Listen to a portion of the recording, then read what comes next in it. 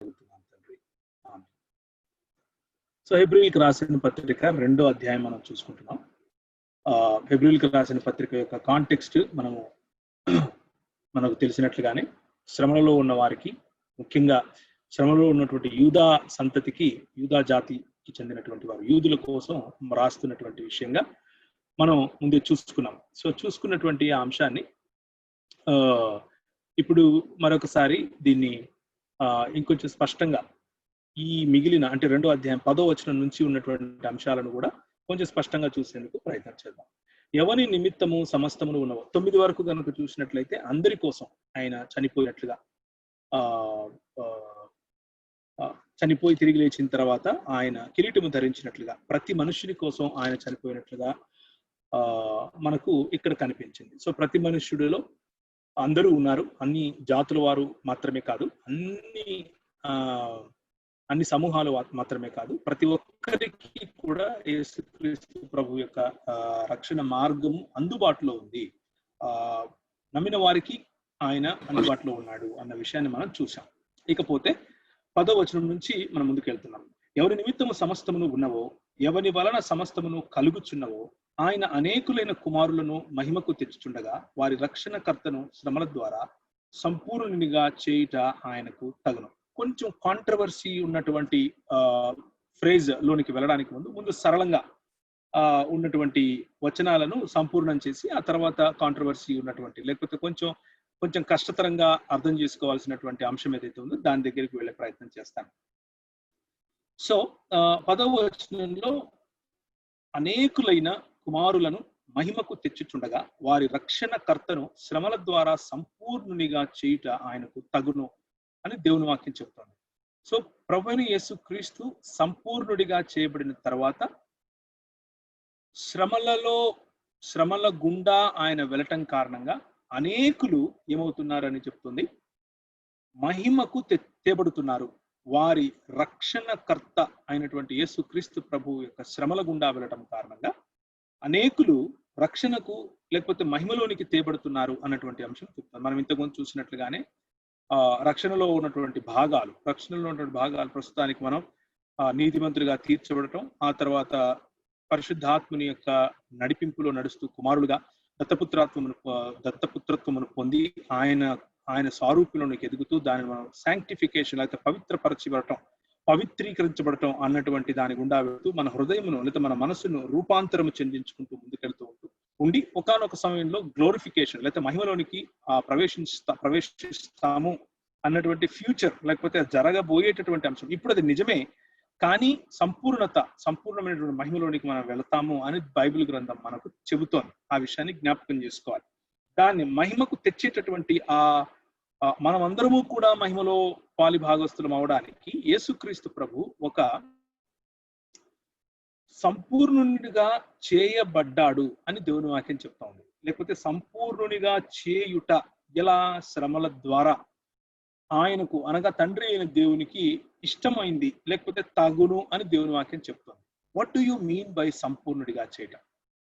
Perfect అని English లో ఉంది. ఇంగ్లీష్ లో ఉన్నటువంటి పదం ఎలా ఉందంటే, for it was fitting for that he for whom and by whom all things exist in bringing many sons to glory should make the founder of their salvation perfect through sufferings. Perfection through suffering. ఎవరైనా సరే చెప్పచ్చు, what do you mean by perfection of Jesus Christ? యేసుక్రీస్తు ఇదివరకే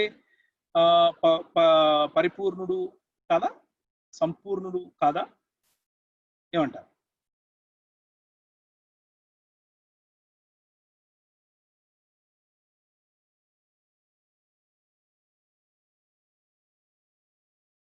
ఎవరైనా చెప్పచ్చు. ఆయన సంపూర్ణుడేనా? సంపూర్ణుడైనప్పుడు మళ్ళీ శ్రమల ద్వారా సంపూర్ణత ఏంటి? What does it mean?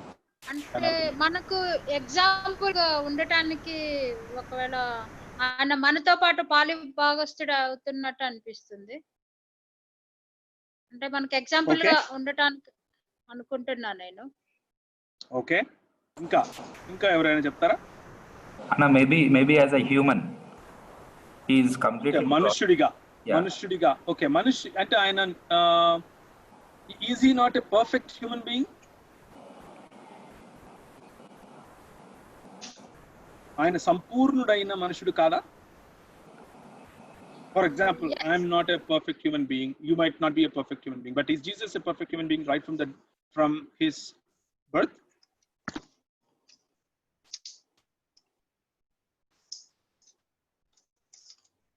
ఏమంటారు?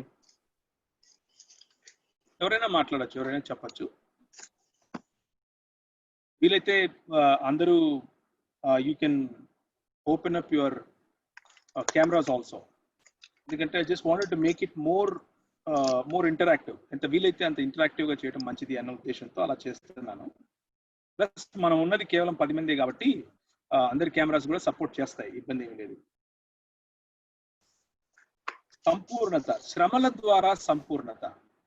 ఏంటి సంపూర్ణత? యేసుక్రీస్తు ఇదివరకే సంపూర్ణుడు కాదా?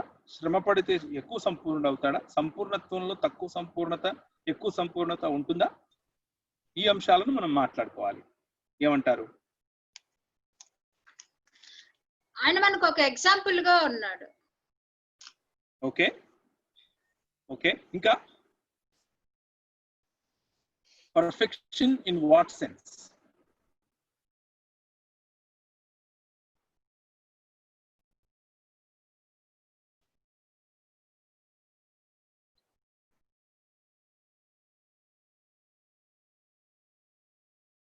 అన్ని విధాలుగా పర్ఫెక్షన్ అనేది చూపిస్తున్నాడు. ఒక దేవుడిగా, ఒక మనిషిగా, అన్ని విధాలుగా ఆయన పర్ఫెక్షన్ అనేది ప్రజలకి చూపిస్తున్నాడు. ఓకే, ఆయన ఏ పని అయితే చేయడానికి వచ్చాడో ఆ పని విషయంలో పర్ఫెక్ట్ గా కంప్లీట్ చేయడానికి అదొక సాదృశ్యంగా అక్కడ రాశారు. ఓకే, సో ఆయన ఏ పని అయితే చేయడానికి వచ్చాడో ఆ పనికి పర్ఫెక్షన్ అంటున్నారు. కొంచెము విస్తృతంగా చెప్తారా, లేకపోతే కొంచెం ఎక్స్ప్లెయిన్ చేస్తారా? What do you mean by ఏ పనికి ఆయన వచ్చారు? అంటే ఆయన సర్వమానవ పాపాల కోసం ఆ పాపాలని భరించడానికి వచ్చాడు. అది సిలువ శ్రమ ద్వారానే కదా. ఆ సిలువ శ్రమ ద్వారా పర్ఫెక్షన్ ఆయన ఏ పని అయితే శ్రమ సహించకపోతే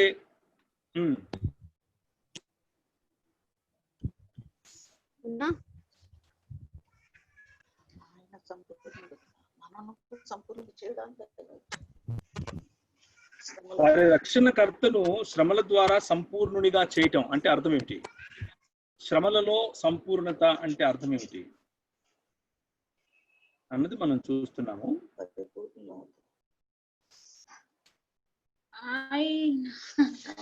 ఆయన పరిపూర్ణుడు కాబట్టి మనల్ని కూడా పరిపూర్ణులు చేయటానికి మనకు మాదిరిగా చూపించడానికి అనుకుంటున్నా అన్న.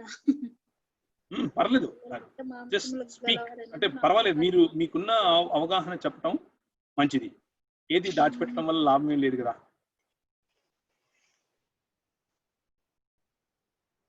మీరు ఎస్తర్ సిస్టర్ చెప్పిన దానికి మొదటి పేతురు చూడండి, మొదటి పేతురు 2వ అధ్యాయం 21 నుంచి 24 వచనం.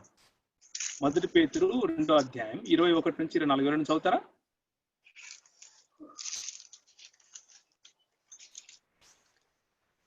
మొదటి పేతురు 2:21 నుంచి 22 వరకు, 24 వరకు కూడా చదవచ్చు.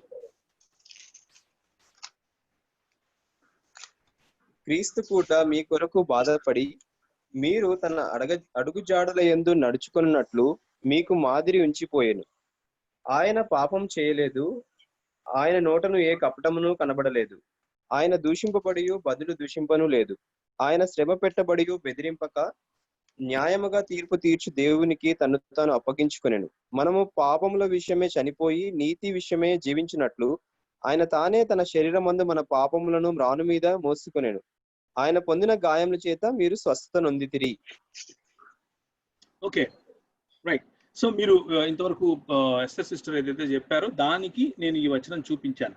సో సంపూర్ణత అన్నది మనుషులకు ఒక పర్ఫెక్ట్ ఎగ్జాంపుల్, ఒక సంపూర్ణమైనటువంటి ఉదాహరణగా ఉండటం కోసం మానవుడు కోల్పోయినటువంటి దాన్ని ఇంకొక మానవుడు, అంటే యేసుక్రీస్తు ప్రభువు అన్నటువంటి మానవుడు సంపూర్ణంగా దాన్ని తిరిగి సంపాదించి ఇచ్చినట్లుగా మనకు ఒక ఉదాహరణ ఇక్కడ కనిపిస్తా ఉంది.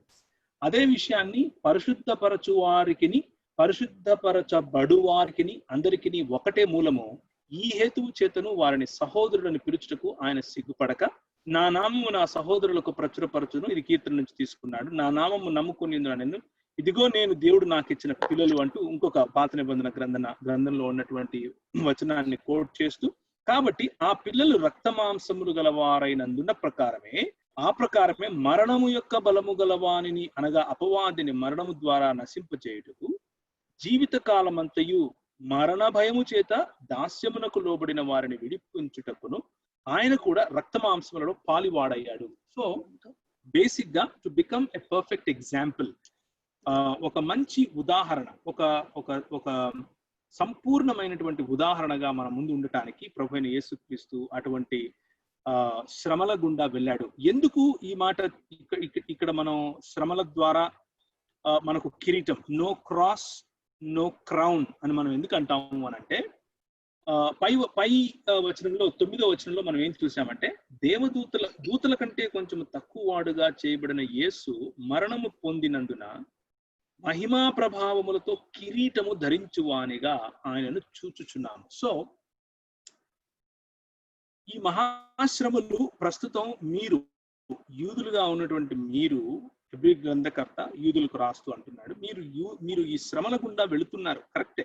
మీరు వెళ్తున్నటువంటి ఈ శ్రమల మార్గం ఏదైతే ఉందో ఆ మార్గాన్ని చూసి మీరు యేసుక్రీస్తు ప్రభువు అన్నటువంటి మీ విశ్వాసకర్త ఆర్ ద క్యాప్టెన్, మీకు ముందు నడుచువాడు, the captain of your side, మీకు ముందు నడిచేటటువంటి మీ విశ్వాసకర్త ఎవరైతే ఉన్నారో ఆయన్ను విడిచిపెట్టి ఇంకొక సత్యం వైపుకు వెళ్ళేటటువంటి, లేకపోతే పాత రోజుల్లో మీరు నమ్మినటువంటి మళ్ళీ అవే బలులు, మళ్ళీ అదే మధ్యవర్తి, మళ్ళీ అదే ప్రధాన యాజకుడు, మళ్ళీ అదే పండుగలు, మళ్ళీ అదే పబ్బాలు, ఇలాంటి వాటి వైపుకు మీరు వెళతారేమో.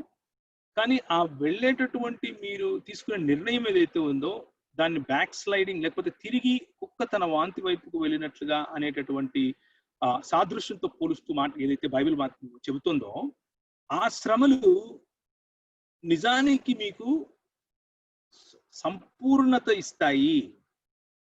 ఈ శ్రమల యొక్క పర్పస్ మీరు సంపూర్ణతలోనికి వెళ్ళటం కోసమే, అంతేకాని మీరు అపాస్టసీ వైపుకు, అంటే ప్రభువును విడిచిపెట్టి వేరొక లేకపోతే పాత పద్ధతుల్లోకి వెళ్ళిపోవటానికి కాదు అని గుర్తు చేయటం కోసం ఇక్కడ హెబ్రీ గ్రంథకర్త ప్రభు అయిన యేసు క్రీస్తును కిరీటము ధరించుకునేవాడిగా చేయటానికి గల కారణము ఈ శ్రమలు, లేకపోతే మరణ శ్రమ అని చెప్తున్నాడు.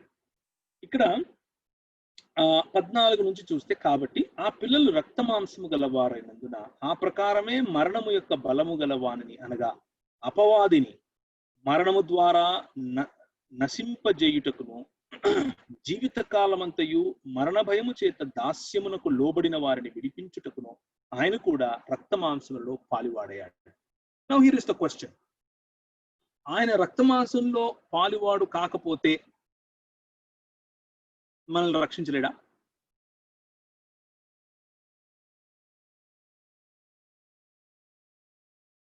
ఎందుకు కావాలి రక్తమాంసంలో పాలివాడు? ఎందుకు కావాలి?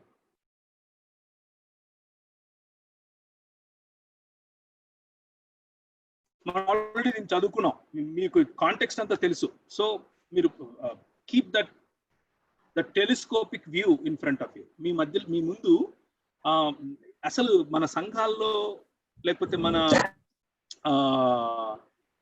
ఇవాంజలికల్ సంఘాలకు వచ్చినటువంటి ఒక భయంకరమైనటువంటి సమస్య ఏంటంటే, ప్రతి ఒక్కటి కూడా ఒక వచనంలోనే చూడాలి అనేటటువంటి ఆలోచన. ఒక వచనంలో చూసేటటువంటి పద్ధతి ఏదైతే ఉందో అది తప్పు పద్ధతి. అది ఎప్పుడు బైబిల్ అలా చదవకూడదు. మనం బైబిల్ ఎప్పుడైనా సమగ్రమైన, లేకపోతే టెలిస్కోపిక్, లేకపోతే డిడక్షన్ మెథడాలజీ, పూర్తిగా ఒక అంశం యొక్క యాంగిల్, అన్ని యాంగిల్స్ చూసిన తర్వాత అప్పుడు ఆ సమగ్రతలో నుండి ఆ వచనం యొక్క కాంటెక్స్ట్ అర్థం చేసుకోవాలి. సో మనం ఆల్రెడీ కాంటెక్స్ట్ చూసుకున్నాం. ఆల్రెడీ బ్రాడ్ స్పెక్ట్రమ్ ఏదైతే ఉందో దాన్ని మొదటి అధ్యాయంలో, తర్వాత 2వ అధ్యాయంలోని 8 వచనాల్లో చూసుకున్నాం. సో ఇప్పుడు మీరు చెప్పాలి, రక్త మాంసంలో పాలి భాగస్థులు ఎందుకు అవ్వాలి అసలు యేసు ప్రభు? కారణం ఏంటి? ఆయన మరణం అవ్వాలంటే రక్త మాంసాలు తీసుకోవాల్సిందేనన్నా. ఓకే, అసలు మరణం ఎందుకు అవ్వాలి? మరణం ఎందుకు అవ్వాలి అని అంటే మనం ఆదికాండంలో మనకు స్పష్టంగా కనపడుతున్న దాన్ని బట్టి ఆయన చెప్పింది, నువ్వు పాపం చేస్తే మరణం అవుతావు, కాబట్టి మరణం వచ్చేసింది పాపం వలన. కాబట్టి ఆయన చెప్పిన ఆయన చెప్పిన దానికి ఆయన కట్టుబడి ఉండే విశ్వాసత ఆయనకు ఉంది. కాబట్టి ఆదాముకి వచ్చే మరణం కన్నా ఆయన తీసుకున్నాడు మరణాన్ని. ఓకే ఓకే, ఇంకా ఆయన శోధింపబడ్డాడు కాబట్టి శోధింపబడే వారికి సహాయం చేయటానికి ఆయన పాలిభాగస్తులు అవుతున్నాడు. ఓకే, సో శోధింపబడేవారు ఇంకా ఉంటారు కాబట్టి వారందరికీ ఒక మాదిరి అంటారా, సహాయం చేయటం కోసం. ఓకే, ఇంకా ప్రజల పాపాలకి పరిహారం కలుగజేయడానికి కూడా ఆయన పాలుభాగస్తుడయ్యాడు. ఓకే ఓకే, రక్త మాంసాల్లో ఇంకా ఏంటి? ఆ పిల్లలు రక్త మాంసము గలవారైనందుకు అని ఉందన్న. Maybe correct, right. So that's the context. అది ఆ పిల్లలు రక్త మాంసములు గలవారైనందుకు. ఓకే, ఆ ప్రకారం మరణం యొక్క సో పిల్లలు ఎవరి గురించి? ఆ పిల్లలు ఎవరు? మనుషులందరూ దేవుని పిల్లలు, అంటే దేవుని బిడ్డలు. ఓకే, రక్త మాంసముల్లో కేవలం దేవుని బిడ్డలే ఉంటారా సిస్టర్?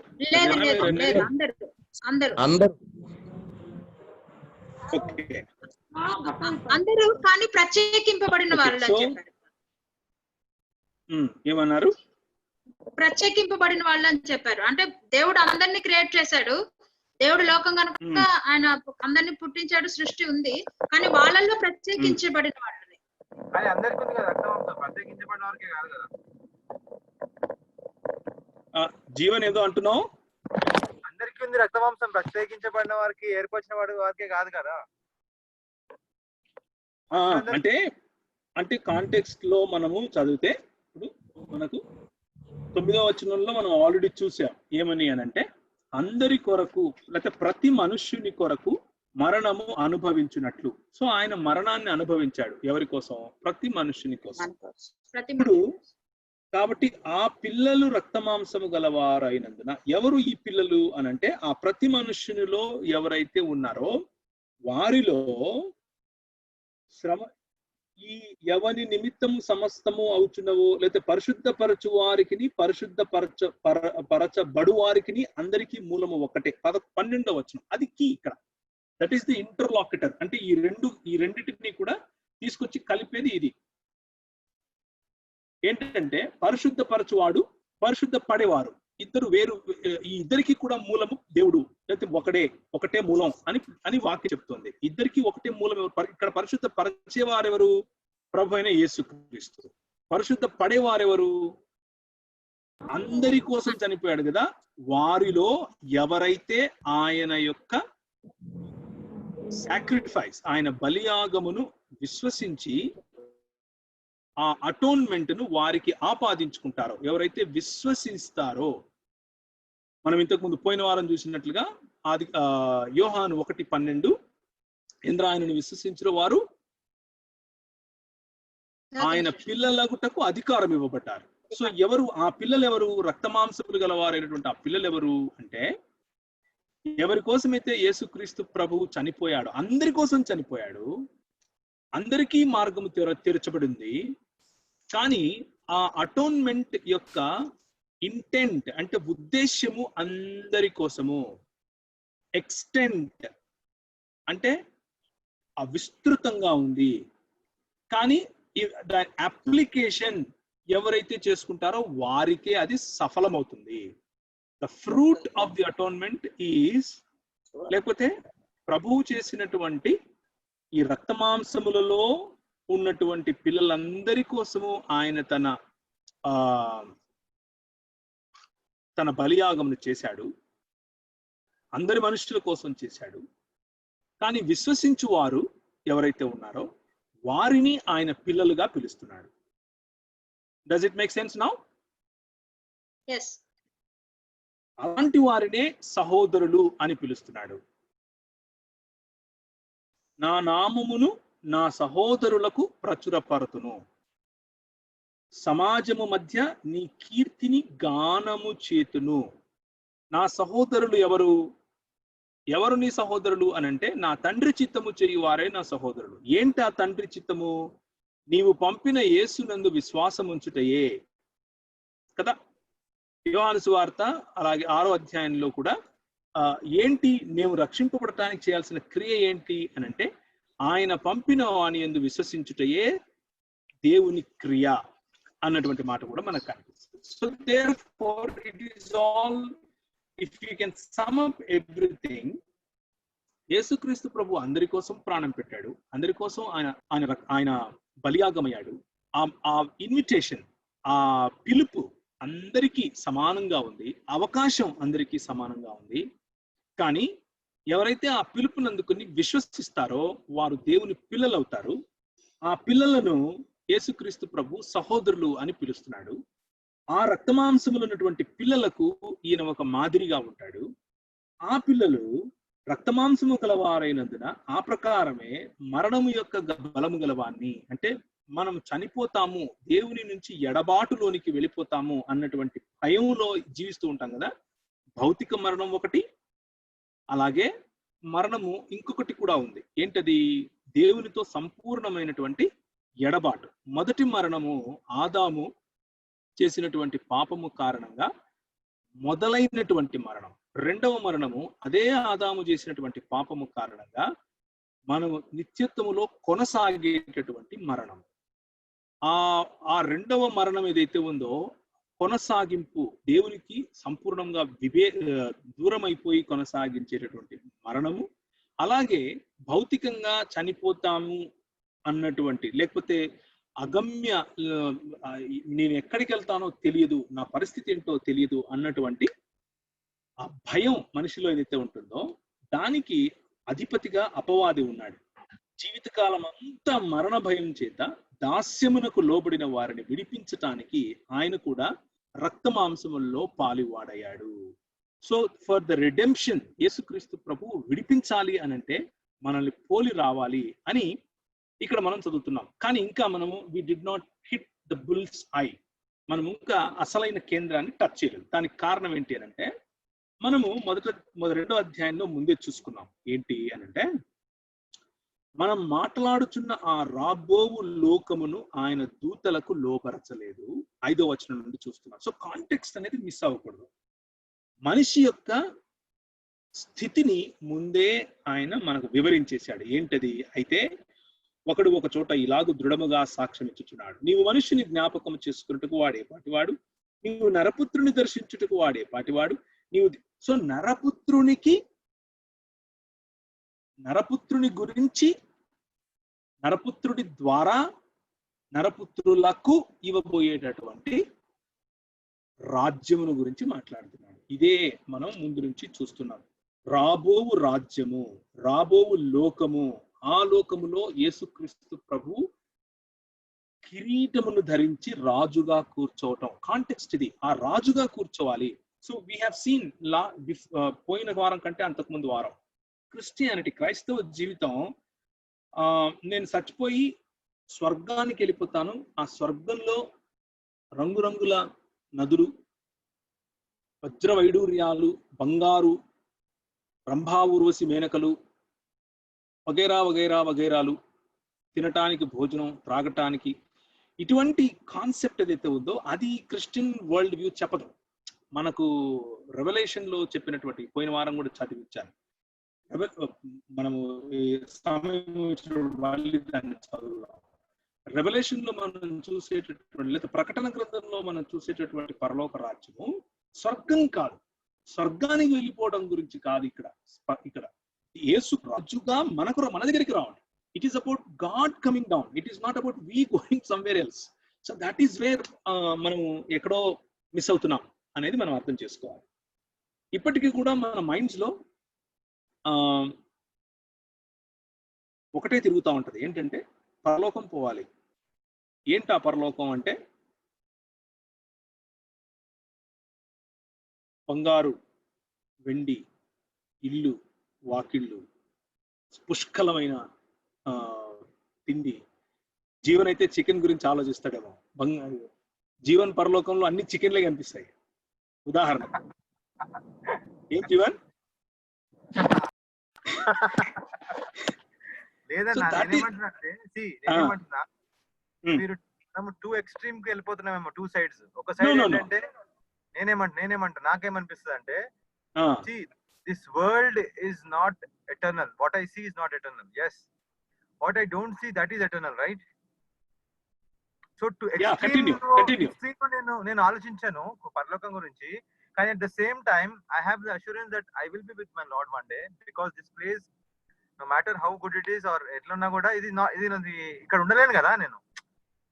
I'm not satisfied కదా అనేది నేను ఎక్స్ట్రీమ్ లో మాట్లాడుతున్నా. టూ ఎక్స్ట్రీమ్స్ లో మాట్లాడతలేదు నేను. మధ్యలో ఎక్కడ దిక్కున ఉండాలి అంటే రెండు ఉండాలనుకుంటా నేను. ఈ లోకంలో ఎంత ఆలోచిస్తున్నామో, but thinking about being with the lord is also ఆలోచించాలి కదా. Yeah, absolutely correct, no doubt about it. నేను 100% నీతో అంగీకరిస్తున్నాను, అందులో అగ్రి అవుతున్నాను. అయితే జీవన్ ఇచ్చిన స్టేట్మెంట్ లో బీయింగ్ విత్ ద లార్డ్ అనేది కీ పాయింట్. టెంపోరల్ అనేది కీ పాయింట్, అంటే ఈ లోకము నశించిపోయేది అనేది కీ పాయింట్. సో భౌతికముగా ఫిజికాలిటీలో ఉన్నటువంటి, సృష్టిలో ఉన్నటువంటి భౌతికత పాపం కాదు. భౌతికతను సృష్టించిన తర్వాత ప్రభువు ఇది మంచిది అని అన్నాడు. సో దాన్ని, ఆ భౌతికత అంతా పాపము అనేది నాస్టిసిజం అన్నటువంటి ఒక మతం. అది క్రైస్తవ మతం కాదు. ఆ మతానికి వ్యతిరేకంగా క్రైస్తవ పెద్దలు, లేకపోతే ముఖ్యంగా యోహాను సువార్త, యోహాను మొదటి పత్రిక రాసింది కేవలం నాస్టిసిజంను రెఫ్యూట్ చేయటానికే. సో ఎవ్రీథింగ్ ఫిజికల్, లేకపోతే ఈ ప్రపంచము టెంపోరల్, దాన్ని విడిచిపెట్టి వెళ్ళిపోవటమే మన ఆలోచన అన్నది క్రైస్తవ దృక్పథం కాదంటున్నాను. కానీ ప్రెసెన్స్ ఆఫ్ గాడ్, ఇంతవరకు జీవన్ చెప్పినట్లుగా, బీయింగ్ విత్ ద లార్డ్, దేవునితో, ప్రభువుతో ఉండటం అన్నది పరలోకం. ప్రభువుతో ఉండటం అన్నది పరలోక నిత్య జీవం. ఆ నిత్య జీవము మనకు ప్రభువు రాబో లోకములో ఇస్తున్నాడు. అంటే వెన్ హీ రిన్యూస్, ఆయన చేసినటువంటి ప్రణాళిక ఏదో పాడైపోయింది, ఈ భూమి అంతా, లేకపోతే ఈ మనుషులంతా, లేకపోతే చెట్లన్నీ, ఇవన్నీ కూడా పాడైపోయాయి, అది నాకు సర్ప్రైజ్ గా వచ్చింది, కాబట్టి నేను ఇదంతా తీసేసి చెరిపేసి కొత్తది రాస్తాను అన్నంత బలహీనుడు మన ప్రభువు కాదు. ఆయన చేసినటువంటి మంచి సృష్టిలో ఆయన అటానమీ, లేకపోతే స్వేచ్ఛనిచ్చినటువంటి మనుషులు తీసుకున్న నిర్ణయం కారణంగా మనం తీసుకొచ్చినటువంటి, లేకపోతే ఆయనకు ముందే తెలుసు ఈ విషయం, మన నిర్ణయాల కారణంగా మనం తీసుకొచ్చినటువంటి అనేకమైన, లేకపోతే సాతాను యొక్క నిర్ణయం కారణంగా, వాడిని అనుసరించే నిర్ణయం మనం తీసుకున్న కారణంగా మనం తీసుకొచ్చిన అనేకమైన విపత్తులను he is going to renew his world and he is going to unite with us. ఆయన he is going, అసలు యేసుక్రీస్తు ప్రభువు he pitched his tent, ఆయన తన శరీరం అనేటటువంటి గుడారమును మన మధ్య వేయటానికి గల కారణం ఆయన రాజ్యము మన దగ్గరికి రావటం. నీ రాజ్యము వచ్చును కాక, నీ చిత్తము పరలోకముందు నెరవేరుచున్నట్టు భూమి యందు నెరవేరును గాక. ప్రభువైన యేసుక్రీస్తు రాజుగా కూర్చున్నప్పుడు ఆయన చిత్తము నెరవేరుతుంది. గత 2000 సంవత్సరాలుగా నెరవేరుతూ వస్తూ ఉంది. ఎలా అంటే మన క్రైస్తవ దృక్పథం కారణంగా అన్ని విషయాల్లో కూడా దేవుని రాజ్య నిర్మాణం జరుగుతూ వస్తూ ఉంది. సో ఈ జీవిత కాలం అంతా మరణం కోసం భయపడుతూ, ఉదాహరణకు ఒక ఆయన ఇలా అన్నాడు, నాకు బాగా మెంటర్గా ఉన్నటువంటి అన్న, ఆయన పేరు రామచంద్ర. ఆయన ఏమంటాడంటే, ఏముంది ప్రవీణు, జీవితంలో బాగా కష్టపడి ఒక లోన్ సంపాదించుకుని ఏమైనా సంపాదిస్తారు, సంపాదించిన తర్వాత లోన్ వస్తుంది, లోన్ వస్తే ఒక ఇల్లు కట్టుకుంటారు, ఆ కట్టుకున్న ఇంటికి లోన్ అంతా తీర్చి చచ్చిపోతారు. ఇదే జీవితం అన్నాడు. ఎక్కువ మంది ప్రజల జీవితంలో ఇలాగే ఉంటది. అందరి జీవితంలో కాకపోయినా ఎక్కువ మంది జీవితంలో ఏదో ఒకటి భౌతికంగా ఒక గోల్ ఉంటుంది, దాన్ని కంప్లీట్ చేయడం కోసం, సాధించడం కోసం ప్రయత్నిస్తారు, అది అయిపోగానే చచ్చిపోతారు. But is it all? అది సరిపోతుందా అని అంటే అది కాదు. We have an example. మనకు ఒక పర్ఫెక్ట్, లేకపోతే శ్రమల గుండా వెళ్ళినటువంటి మన క్యాప్టెన్ మనకు ఒక ఉదాహరణగా ఉన్నాడు. ఆ ఉదాహరణ అయినటువంటి మన క్యాప్టెన్ ఏమంటున్నాడు అని అంటే, నేను శ్రమల గుండా వెళ్ళటం ద్వారా నేను ఏ జీవితాన్ని అయితే జీవించానో అది పర్ఫెక్ట్ ఎగ్జాంపుల్ అంటున్నాడు. అది మీకు 100కి లేదా సంపూర్ణమైనటువంటి ఉదాహరణ అని అంటున్నాడు. ఆ సంపూర్ణ ఉదాహరణను మనం చూస్తున్నాం. ఏలయనగా, ఎందుకంటే ఆయన ఎంత మాత్రము దేవదూతల స్వభావం ధరించుకోకుండా అబ్రహాము సంతాన స్వభావం ధరించుకొని ఉన్నాడు. This again is the crux of the answer. మనం ఇంతకు ముందు చదువుకున్న పిల్లలంటే ఎవరు అన్నదానికి ఆన్సర్ అబ్రహాము స్వభావము. అబ్రహాము నీతిని విశ్వాసము ద్వారా వెతికాడు. అబ్రహాము విశ్వసించాడు. ఆ విశ్వాసము అబ్రహాముకు నీతిగా ఎంచబడింది. ఎవరైతే విశ్వసిస్తారో వారు పిల్లలవుతారు అని చెప్పటానికి అబ్రహాము స్వభావమును ధరించుకున్నాడు అన్న మాటతో మనకు సమాధానం వస్తోంది. కావున ప్రజల పాపములను పరిహారము కలుగజేయుటకై దేవుని సంబంధమైన కార్యములలో కనికరమును నమ్మకమును గల ప్రధాన యాజకుడగు నిమిత్తము అంటే ఫర్ దట్ రీజన్ అని అర్థం, దాని కారణంగా. సో మొదటిగా మీరు ఇంతకుముందు చెప్పినట్లుగా రక్త మాంసాల్లో ప్రజలందరూ ఉన్నారు కాబట్టి వారితో పాలిభాగస్తుడు అవటానికి రక్త మాంసంలోనికి వచ్చాడు. రెండవది, రక్తమాంసముల్లో ఉన్న వారికి ఆయన రాజ్యమును రుచి చూపించాలి కాబట్టి ఆ రాజ్యములో ఉన్నటువంటి గుణలక్షణాలను ఆయన తన శ్రమల ద్వారా గుణలక్షణాలను చూపించాడు. మూడవదిగా, వీరందరికీ కూడా ఒక రిప్రజెంటేటివ్ లేకపోతే ఒక ప్రతినిధిగా ఉండేటటువంటి యాజకుడు, ప్రధాన యాజకుడుగా ఉండే నిమిత్తము ఆయన రక్త మాంసముల్లోనికి వచ్చాడు అని దేవుని వాక్యం చెప్తాను. అన్ని విషయములలో ఆయన తన సహోదరుల వంటి వాడు కావలసి వచ్చాడు. ఎందుకు అనంటే ఆయన ప్రధాన యాజకుడు అవ్వాలి. ప్రధాన యాజకుడు అయినప్పుడు ఆ ప్రధాన యాజకుడు మనుషులందరికీ ప్రతినిధిగా దేవుని దగ్గరికి వెళ్ళి పాప పరిహారార్థ బలిని ఇవ్వాలి. పాప పరిహారార్థ బలిని ఇవ్వాలి అని చెప్పినటువంటి దేవుడు పాప పరిహారార్థ బలి పర్ఫెక్ట్ అంటే సంపూర్ణమైన బలిగా ఉండాలి. Now can you connect the dots now? ఈ ప్రధాన యాజకుడు సంపూర్ణమైనటువంటి బలిని సమర్పించాలి. ఏ దోషము లేని బలిని సమర్పించాలి. ఏ దోషము అని అంటే కాలొంకర, చెయ్యొంకర ఏది ఉండకూడదు. ఆ ఎన్నుకున్నటువంటి పెయ్యకు కానీ, ఆ ఎన్నుకున్నటువంటి గొర్రెకు కానీ, లేకపోతే ఆ ఏదైనా సరే, పక్షి కావచ్చు, ఏదైనా కావచ్చు, ఏ మచ్చ, ఏ డాగు లేనటువంటి, అంటే ప్రత్యేకపరచబడిన, పరిశుద్ధపరచబడిన అన్న లేకపోతే పర్ఫెక్ట్, సంపూర్ణమైన అన్నటువంటి మీనింగ్ వచ్చేటట్లుగా మనకు లేవికాండం అలాగే ద్వితీయోపదేశ కాండంలో మనం చూస్తాం. ఆ ప్రధాన యాజకుడుగా మన మధ్యకు ప్రభువైన యేసుక్రీస్తు వచ్చాడు. సహోదరులలో లేకపోతే సహోదరుల వంటి వాడు కావలసి వచ్చింది అని దేవుని వాక్యం చెప్తాను. సో ఇక్కడ ఎక్స్ట్రీమ్ ఏమీ లేదు. ఎక్స్ట్రీమ్ ఎప్పుడవుతుంది అని అంటే ఈ భూమే సర్వస్వం, పరలోకం లేదు, దేవుని దగ్గరికి వెళ్ళేదేమీ లేదు, ఇక మనం ఇక్కడ అయిపోయిన తర్వాత చచ్చిపోతాము, ఇక్కడ మనం దీంతో ఎక్స్టింక్ట్ మనం అయిపోతాం అని చెబితే దాన్ని నాస్తికత్వం అని పిలుస్తాం, లేకపోతే దాన్ని హేతువాదం అని పిలుస్తాం. కానీ ఎందుకు క్రైస్తవ భావజాలం ఎక్స్ట్రీమ్ కాదు అని అంటే, మనము హైందవ ధర్మము లేకపోతే ఇస్లాం చెప్పినట్లుగా జన్నత్ లేక స్వర్గాన్ని నమ్మము.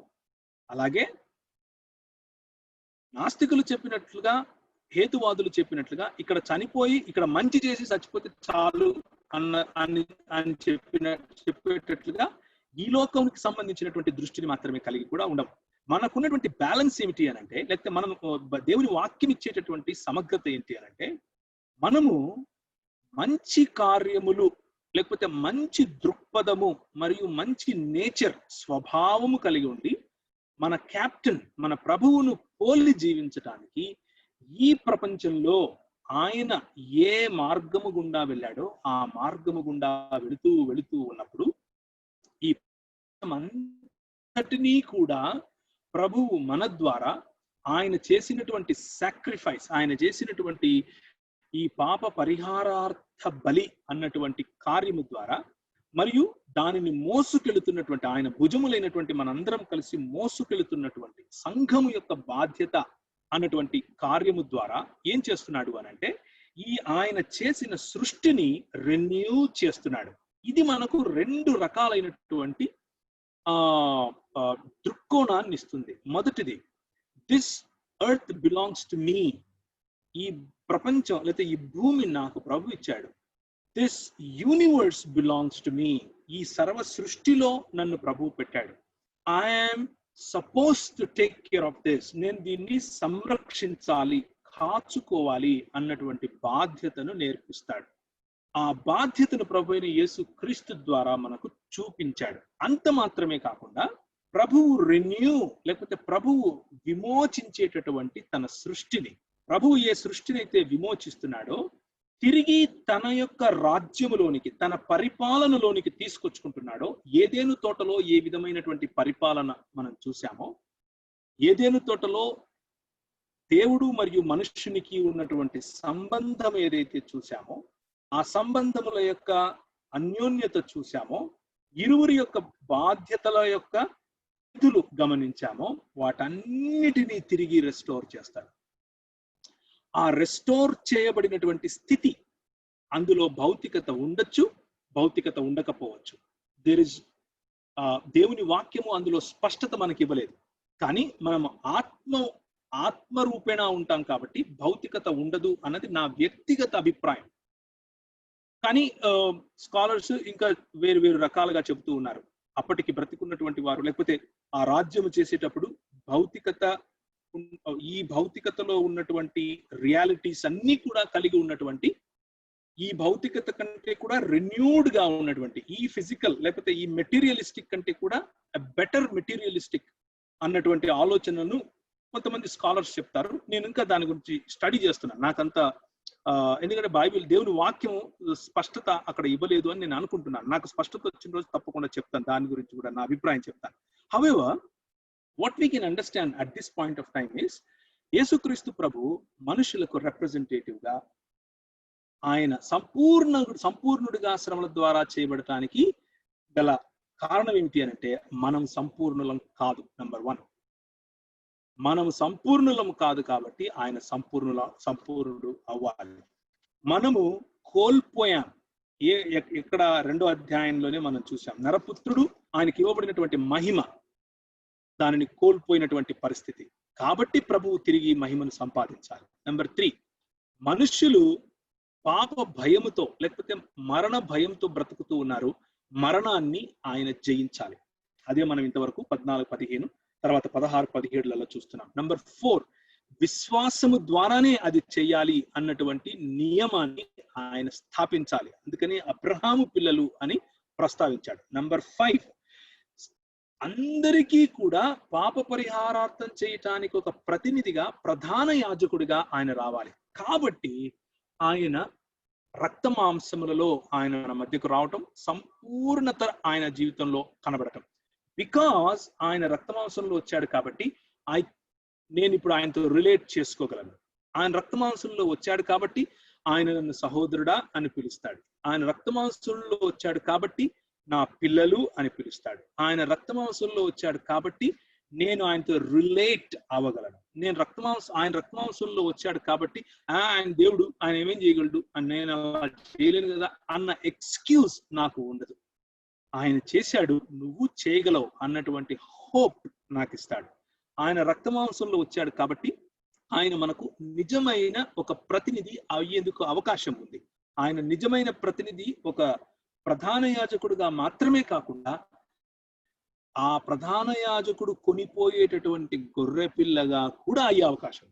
గొర్రె పిల్ల పరిశుద్ధతను మరియు ప్రధాన యాజకుడికి ఉండాల్సినటువంటి పరిశుద్ధతను, రెండింటినీ కలబోసి, ఈ రెండింటిని మాత్రమే కాదు, ఎవరి కోసం అయితే ఆ పశ్చాత్తాప బలిని తీసుకొస్తున్నాడో వారందరినీ సమగ్రంగా, అంటే మొత్తం ప్రతి మనుష్యుడిని కూడా అందులో మిళితం చేసుకునేంత శక్తి గల, విస్తృత, లేకపోతే విశాలమైనటువంటి బలియాగంగా ఉండాలి. దానికోసం ప్రభు అయిన యేసుక్రీస్తు మాత్రమే ఫిట్ అవుతాడు అని దేవుని వాక్యం మనకు ఆయన రక్త మాంసంలో ఆయన పాలి భాగస్తుడు అవటానికి వచ్చాడు అన్న విషయం చూసాం. ఒక పాయింట్ యాడ్ చేస్తానన్నా, అంటే మీ దానికి కాదు, ఇందాక రెస్టోరేషన్ గురించి మాట్లాడారు కదన్నా. రెస్టోరేషన్ హెవెన్ నుంచి ఆదాము పడిపోతే మళ్ళీ హెవెన్ లోకి వెళ్ళాడు అనుకోండి ఆదాము, అది రెస్టోరేషన్.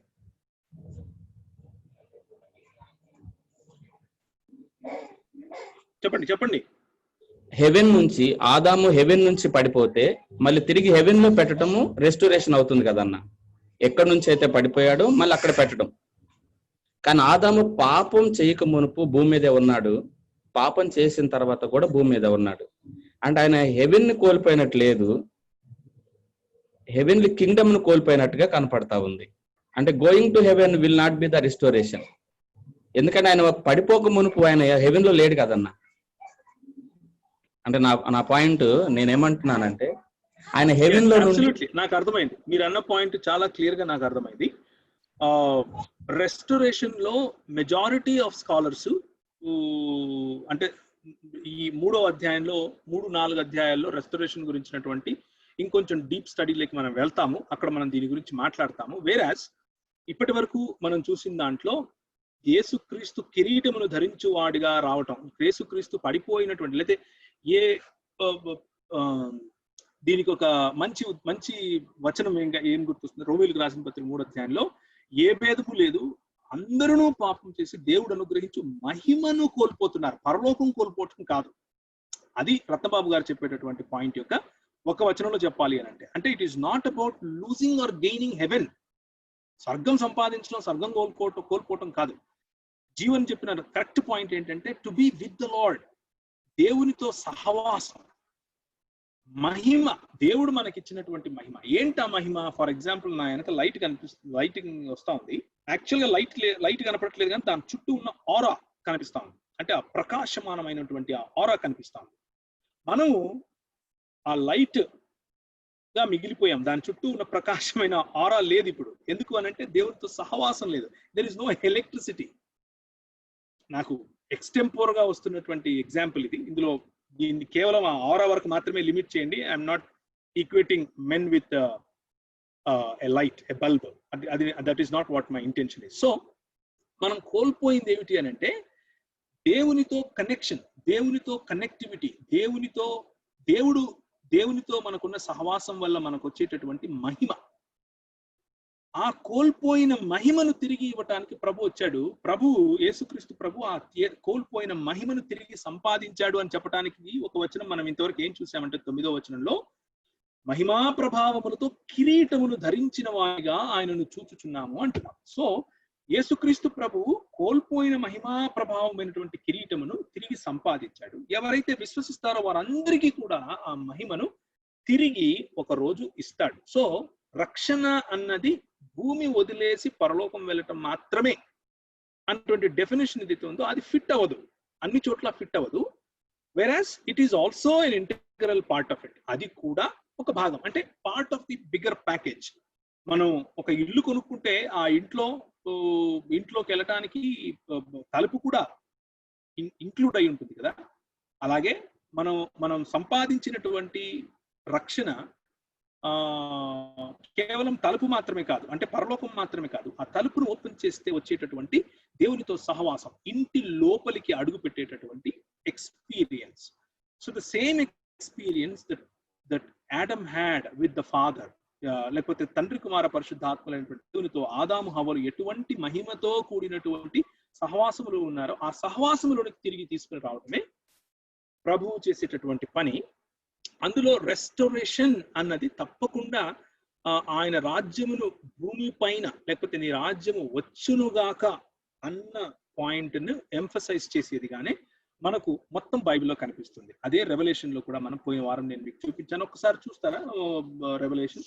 చూసిన తర్వాత నేను ఆ కాంట్రవర్సీ ఉన్నటువంటి పాయింట్ నేను మీకు ఇచ్చేసి ఈ రోజు రాత్రి మీకు నిద్ర పట్టాలి కదా, నిద్ర పట్టే విధంగా చెప్పాలి కదా, లేకపోతే మీరు బాగా నిద్రపోతే ఎట్లా, కొంచెం అది వదిలేసి వెళ్దాం అనుకుంటున్నాను. 21వ అధ్యాయం చూడండి. Revelation chapter 21. ఏమంటారు? నిద్ర పట్టుకుని ఉంటే బాగుండిద్ది. అందుకే కాంట్రవర్సీ లాస్ట్ లో ఇస్తానంటున్నా. సో 15వ వచనం చూడండి. ఆ పట్టణము. So we were in the garden. So మన జర్నీ, ఇప్పుడు మనుషుల యొక్క జర్నీ గురించి మాట్లాడుతున్నాను. మనము తోటలో ఉన్నాం.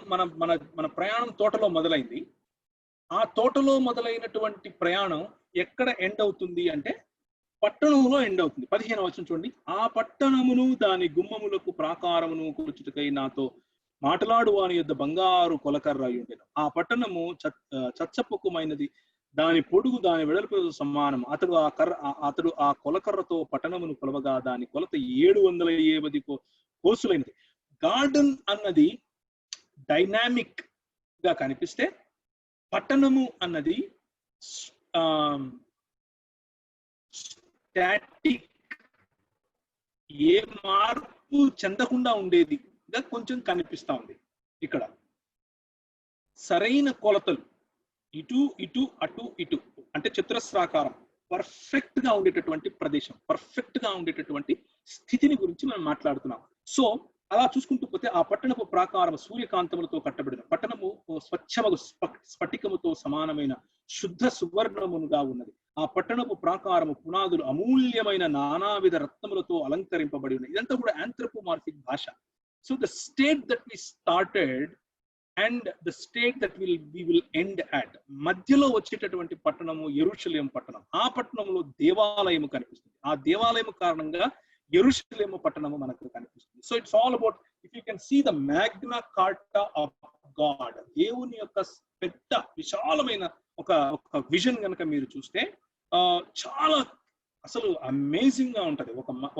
ఒక దేవుడు, ఆయన కుటుంబము, ఆ కుటుంబంలో విడిపోయినటువంటి ప్రజలు, సాతాను కుటుంబం అవటం, దేవుని కార్యం అంతా ఇక్కడి నుండి నోవహు, ఆ తర్వాత అబ్రహాము, ఆ తర్వాత ఇస్సాకు, యాకోబులు, ఆ తర్వాత ప్రవక్తలు, ఆ తర్వాత ప్రభువైన యేసుక్రీస్తు, ఈ మధ్యలో వారిని కొనుక్కోబడటం, వారి మహిమను మళ్ళీ కోల్పోవటం, తిరిగి రావటం, పట్టణానికి రావటం, ఆ పట్టణంలో దావీదు నిర్మించిన భవనం, లేకపోతే దేవుడు వచ్చి ఆయన మహిమను అక్కడ, మహిమ అంటే షకైనా మహిమను అక్కడ ఉంచటం, ఆయన ప్రభావం ప్రజలు చూడటం, ఆ మందిరము దగ్గర ఉండటం, ఆ మందిరము చుట్టూ ప్రాకారములుగా లేకపోతే పట్టణము నిర్మించబడటం, ఆ మందిరమును కేంద్రం చేసుకుని ప్రజలందరూ అక్కడికి రావటం, ఇదంతా ఒక ఏమంటారు సూచనగా ప్రభు ఇస్తూ, ఇప్పుడు స్థిరమైనటువంటి పట్టణం గురించి, లేకపోతే పరలోకము అన్నటువంటి పేరు ఇవ్వబడినటువంటి మనకు దేవునితో సహవాసం. మందిరం అంటే ఏమిటి?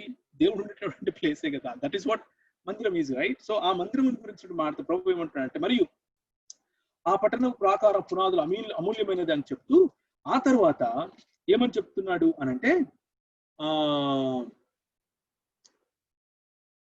ఒక్క నిమిషం, ఆ పట్టణములో 22వ అధ్యాయం చూడండి. 22వ అధ్యాయం 4, ప్రకటన గ్రంథం 22. ఆయన దాసులు ఆయనను సేవించుచు ఆయన ముఖ దర్శనము చేయుచుందురు. So it is the establishment of the fellowship that we lost. దేవునితో కోల్పోయినటువంటి సంబంధం, ఆయనను చూడగలిగేటటువంటి ప్రాక్సిమిటీ, దగ్గరి కనిష్ట సంబంధం, ఆయన చూడటం, ఆయనతో మాట్లాడటం, ఆయనతో సహవాసం చేయటం కదా. ఇక మీదట శాపగ్రస్తమైనది ఏది దానిలో ఉండదు. దేవుని యొక్కయు గొర్రెపిల్ల యొక్కయు సింహాసనము దానిలో ఉండును. ఆయన దాసులు ఆయనను సేవించుదురు, ఆయన ముఖదర్శనము చేయించుదురు, ఆయన నామము వారి నొసళ్ళ యొద్దనుండు. రాత్రి ఇక ఎన్నడూ ఉండదు. దీపకాంతి సూర్యకాంతి అయినను వారికి అక్కరలేదు. దేవుడే ప్రభువై వారి మీద ప్రకాశించు, వారి యుగయుగములు రాజ్యమును ఏలుతారు. ఇక్కడ ఇంకొక మాట ఉంది. యాక్చువల్గా ఆ పట్టణంలో ఎవరైనా చూడు, 21వ అధ్యాయంలో ఆ పట్టణంలో మందిరము ఉండదు, దేవుడే మందిరముగా ఉంటాడు అనేది నాకు ఇక్కడ ఎక్స్టెంపోర్ గా వెతికితే కనపడట్లేదు. కనిపిస్తే గనక చెప్పండి నాకు. 22 దానిలో 21వ అధ్యాయం 22వ వచనం. 21వ అధ్యాయం 22వ వచనం. అంటే దేవాలయం గురించి మాట్లాడాం కదా, యెరూషలేము దేవాలయము, యెరూషలేము పట్టణము, పట్టణానికి కేంద్రం దేవాలయం అన్నాం. ఇప్పుడు ఈ పట్టణానికి దేవాలయమే ఉండదు అసలు. 22వ వచనం, దానిలో ఏ దేవాలయమును నాకు కనబడలేదు, సర్వాధికారి అయిన దేవుడు ప్రభువును గొర్రెపిల్లయు దానికి దేవాలయమై ఉన్నారు. సో దేవుడు మనతో సూచనలతో మాట్లాడుతూ వచ్చాడు. ఆ సూచనే ఈ పట్టణము అన్నటువంటి ఇంకొక సూచన. ఆ పట్టణము అని అంటే మన మనసుల్లో ఆంథ్రోపోమార్ఫిక్ భాషలో మాట్లాడారు కాబట్టి వెంటనే మనం పరలోకం అనేటటువంటి ఒక నిర్మలమైన ఒక స్థితిని, లేకపోతే ఒక పెద్ద భవనము, ఇల్లు, ఇవన్నీ ఊహించుకుంటే అలాంటి ఊహ వచ్చేందుకు అవకాశం ఉంది. Whereas it all is talking about simply restoring the relationship. ఈ రెస్టోరేషన్, పునర్వ్యవస్థ, మనల్ని తిరిగి పునర్వ్యవస్థీకరించడంలో యేసు ప్రభు చేసినటువంటి ప్రధానమైనటువంటి పునర్వ్యవస్థ ఏమిటి అంటే, మనం దేవునితో సంబంధంలోనికి రావడం. తాను శోధింపబడి శ్రమ పొందిన కనుక శోధింపబడి వారికి సహాయం చేయగలవాడై ఉన్నాడు. ఇందువలన పరలోక సంబంధమైన పిలుపులో పాలు పొందిన పరిశుద్ధ సోదరులారా అంటూ 3వ అధ్యాయం మొదలవుతుంది. సో రెస్టరేషన్ గురించి మళ్ళీ ఇంకొంచెం మాట్లాడేందుకు సమయం దొరికినప్పుడు ప్రయత్నం చేద్దాం. చివరిగా ఒక మాట చెప్పేసి నేను మీకు ఆ మాట ముగిస్తాను. సో ఇప్పుడు 10వ వచనం, 2వ అధ్యాయం 10వ వచనం. ఈ వచనం చూపించి చాలా మంది ఒక ప్రశ్న అడుగుతారు. ఆ ప్రశ్న నేను మీకు వేస్తున్నాను ఈరోజు. వచ్చే వారం దీని గురించి మీరు కొంచెం కుస్తీ పట్టుకొని రావాలి. ఎవని నిమిత్తము సమస్తమును ఉన్నవో. సమస్తము అంటే ఏంటి?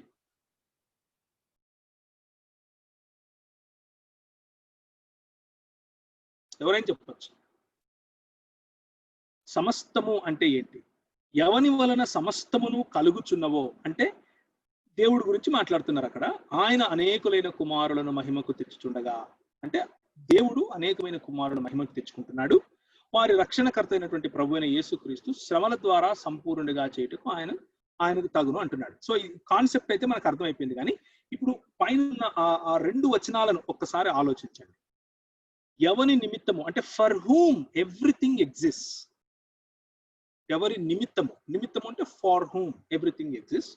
ఎవని వలన, because of whom everything happens. సమస్తము కలుగును. ఇది తెలుగులో ఎలా ఉందంటే for it was fitting for whom and by whom all things exist అని ఒకటే మాటలో కింగ్ జేమ్స్ వర్షన్ లో రాసేశారు. ఎవరి దగ్గర NASB ఉంటే చదువుతారా? NASB నేను ఒక్క నిమిషం చదువుతాను. NASB, for it was fitting for him for whom all things and through whom are all things అంటున్నారు. తెలుగులో ఉన్నట్లుగానే ఉంది చక్కగా NASB లో కూడా. For whom all things and through whom all things. ఈ ఆల్ థింగ్స్ లో ఏమేమి ఉన్నాయి మీరు నాకు చెప్పాలి. ఎవరైనా చెప్తారా? ఇప్పుడు టైం అయిపోయింది, మనకు 2 నిమిషాలు ఉంది అన్న. ఎవ్రీ క్రియేటెడ్ బీయింగ్ ఉంటుంది అన్న. Every creation, every created thing, every creation. Okay, every creation. What about your choices?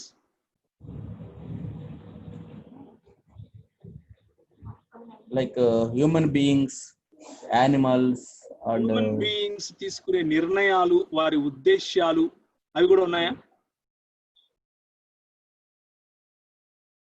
So కొంచెం డీపర్ గా వెళ్తాం study. Don't worry, it is good. ఎందుకంటే ఉన్న వాళ్ళు కూడా ప్రజల గురించి చెప్తున్నాడు, తండ్రి గురించి చెప్తున్నాడు. ఓకే, ఎవరి నిమిత్తము అంటే ఎవరి నిమిత్తం సమస్తము ఉన్నవో అంటే అందరి కోసము. తర్వాత ఎవరి సిస్టర్ ప్రశ్న ఏంటంటే సమస్తము అంటే ఏంటి?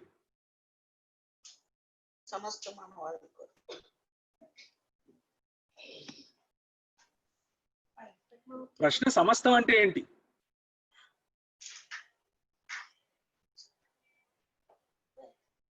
ఫర్ ఎగ్జాంపుల్ మనిషి తీసుకునే నిర్ణయాలు ఇందులో ఉన్నాయా? సమస్తంలో మనిషి నిర్ణయాలు ఉన్నాయా? సమస్తంలో మనిషి చేసే తప్పులు ఉన్నాయా?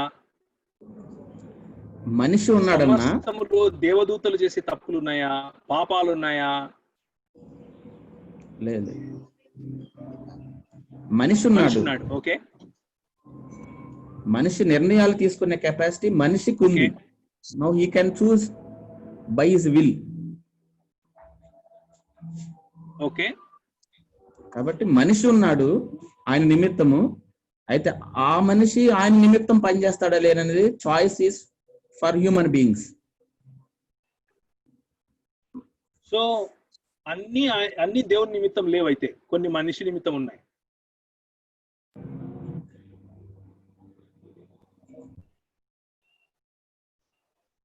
అలా అంటున్నారా?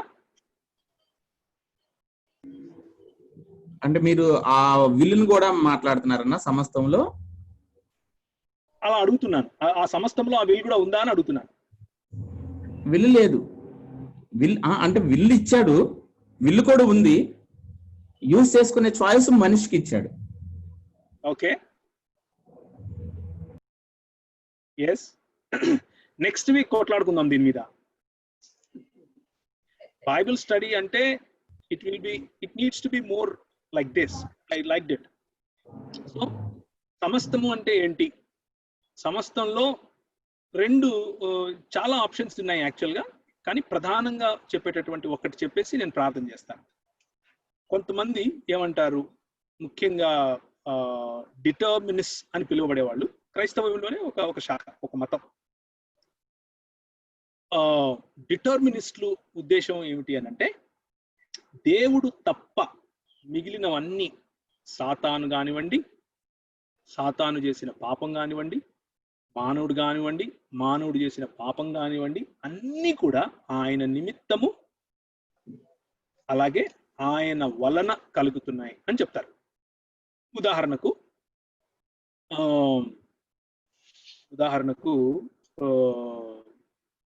మనము కారులో వెళ్తున్నాం.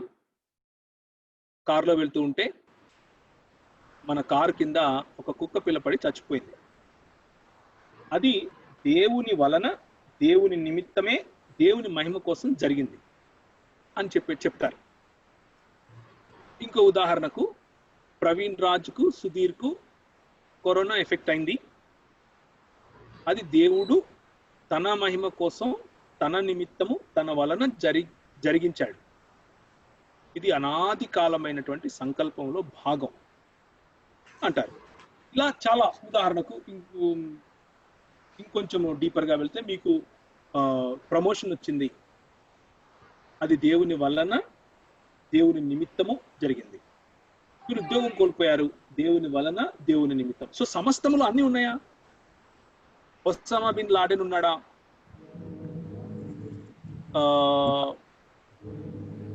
టెర్రరిస్టులు ఉన్నారా?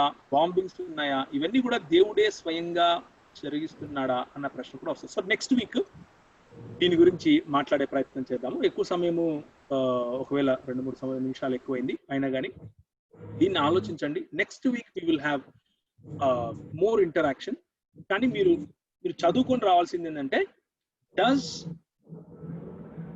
The will of God include the sin of man? Does the will of God include the sin of man? దీనికి ఉదాహరణగా మళ్ళీ ఒకసారి ఎస్తర్ సిస్టర్ చదివినటువంటి వచనాన్ని చదివి ముగించేస్తాం. పేతురు గ్రంథం, పేతురు పత్రికలో నుంచి మీకు చదవమని చెప్పాను సిస్టర్, మీరు చదివారు, మళ్ళీ ఒకసారి చదవండి.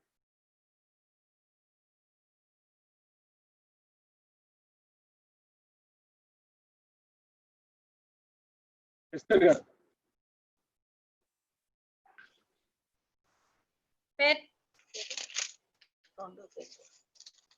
మొదటి మళ్ళీ చదవాలి 21 నుంచి 24 వరకు. మొదటి పేతురు 21 అన్న, 2వ అధ్యాయం కదా. 21 నుంచి 24 వరకు. ఓకే.